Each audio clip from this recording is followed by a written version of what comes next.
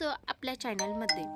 आपण एक आरोग्य विभागासाठी एक सिरीज सुरू केली आहे. यामध्ये आपण सिलेबस क्वेश्चन घेणार आहोत. हे ANM GNM यांच्यासाठी खूप उपयुक्त ठरणार आहेत. चला तर मग प्रश्नांना सुरुवात करूया. प्रश्न पहिला, मानेला असलेल्या मणक्यांना काय म्हणतात? याचं उत्तर आहे सर्वायकल मणके. प्रश्न क्रमांक 2, छातीच्या भागातील मणक्यांना काय म्हणतात? याचं उत्तर आहे थॅरॅसिक मणके. प्रश्न क्रमांक 3, कमरेतील मणक्यांना काय म्हणतात? याचं उत्तर आहे लंबर मणके.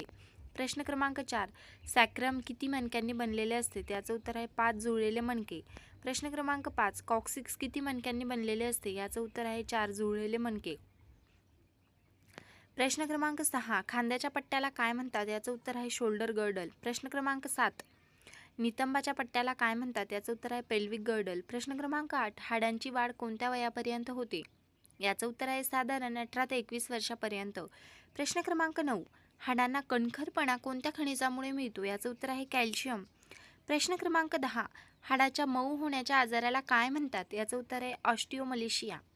प्रश्न क्रमांक 11, सांध्यातील द्रव्य पदार्थाला काय म्हणतात? याचं उत्तर आहे सायनोनिवायल फ्लूइड.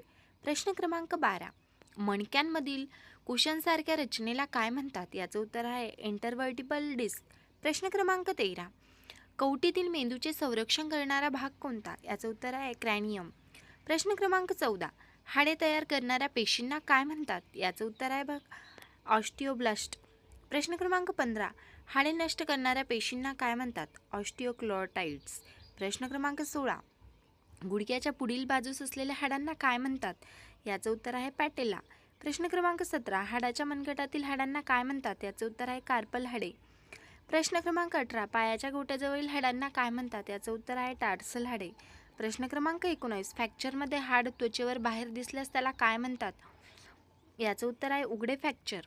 प्रश्न क्रमांक 20, वृद्ध व्यक्तींमध्ये हाडे ठिसूळ होण्याचं मुख्य कारण काय आहे? याचं उत्तर आहे कॅल्शियम व इस्ट्रोजनची कमतरता. व्हिडिओ आवडल्यास लाईक करा, शेअर करा अँड कमेंट करून नक्की कळवा नेक्स्ट पार्टसाठी.